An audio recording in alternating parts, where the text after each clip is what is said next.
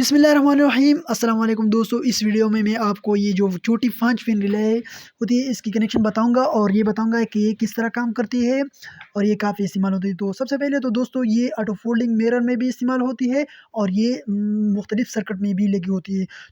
तो दोस्तों ये आप देख सकते हैं ये 5 पिन रिले है। इसकी नंबरिंग आप देख सकते हैं। इसकी जो ऊपर 3 पिन है, 1, 3 और 2 और नीचे 1 5 है और दूसरी जो है वो 4 है। तो दोस्तों इसकी जो आउट पॉइंट है वो 3 नंबर है जिसको कॉम COM लिखा गया है। और दोस्तों सबसे पहले तो मैं आपको बताता चलूँ कि इसकी जो 4 नंबर पिन है वो इसकी आउट पिन यानी 3 नंबर पिन से डायरेक्ट कनेक्टेड होती है, चाहे रिले एक्टिवेट हो या ना हो। मतलब 4 नंबर पिन में अगर अर्थ की सप्लाई हो तो वो 3 नंबर में से डायरेक्ट निकलती है। अगर इसमें गर्म सप्लाई होगी तो वो 3 नंबर पिन से डायरेक्ट निकलेगी।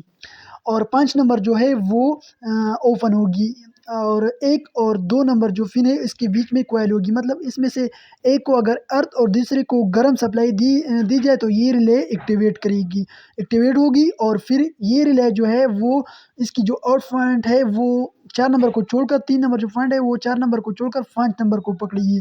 तो फिर 5 नंबर में जो सप्लाई होगी चाहे फिर वो गर्म हो या फिर अर्थ हो, वो आउट पिन से 3 नंबर पिन से निकलेगी।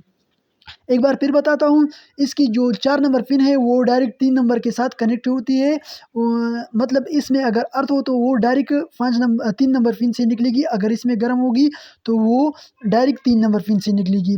और जैसे ही कॉइल एक्टिवेट होगी मतलब 1 और 2 में से एक को अर्थ और दूसरे को गर्म दे दिया जाए तो रिले एक्टिवेट होती है और फिर ये जो 3 नंबर पिन है ये 4 नंबर को छोड़ देती है और 5 नंबर को पकड़ती है।